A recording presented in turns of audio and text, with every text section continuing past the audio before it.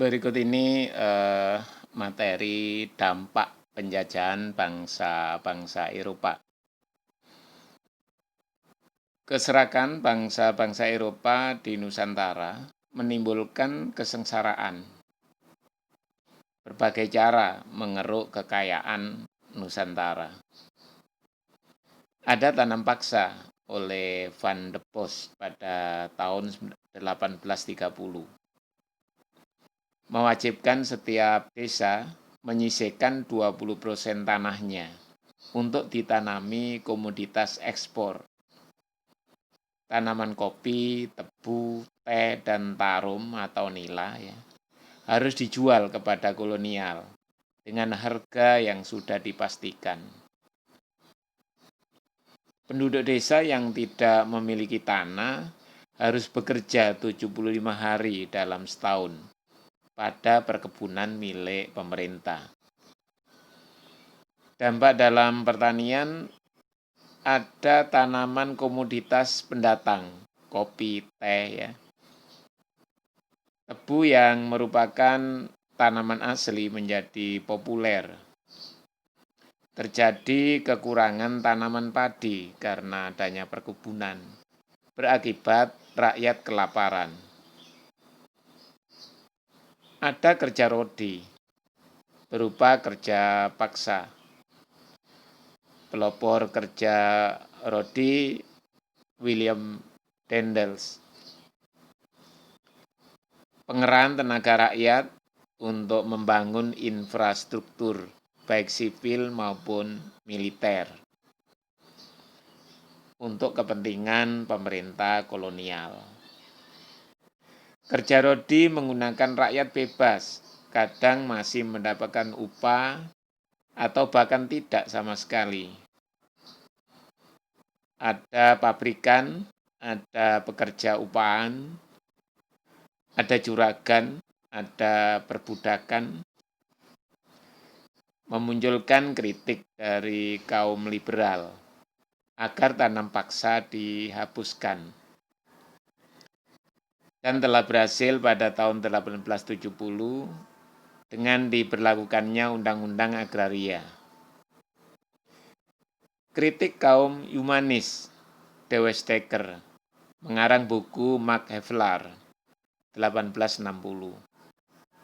Dalam bukunya, De Westdekker menggunakan nama samaran Multatuli. Diceritakan kondisi masyarakat petani yang menderita akibat tekanan pejabat Hindia Belanda. Kritik pejuang politik etis. Menurut sebuah catatan awal 1835, di Priangan mayat para petani bergelimpangan karena keletihan dan kelaparan. Dibiarkan saja, tidak dikubur. Di waktu malam dimakan harimau. Semua peristiwa itu memunculkan politik etis, yaitu politik balas budi. Oleh Van de Venter, penganjur politik etis. Pemerintah kolonial memegang tanggung jawab moral bagi kesejahteraan bumi putra. Pemikiran ini merupakan kritik terhadap politik tanam paksa. Pelopor politik etis atau kaum etis, ini ada Peter Brossow, seorang wartawan kemudian Van de Venter sendiri, seorang politikus. Trias Van de Venter meliputi ada irigasi atau pengairan, membangun dan memperbaiki pengairan dan bendungan untuk keperluan pertanian. Imigrasi, mengajak penduduk untuk bertransmigrasi dari daerah padat yang di Jawa, Madura ke Sumatera dan Kalimantan. Edukasi, memperluas dalam bidang pengajaran dan pendidikan. Dari politik etis ini menginspirasi kebangkitan nasional Ini pokok-pokok materi dampak penjajahan bangsa Eropa. Banyak sisi negatifnya, tapi ada sisi positifnya. Detailnya kalian bisa baca dari berbagai sumber lain. Tugas hari ini membuat catatan.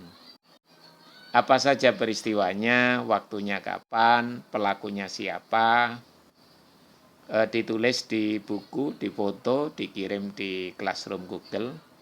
Linknya di akhir pertemuan ini.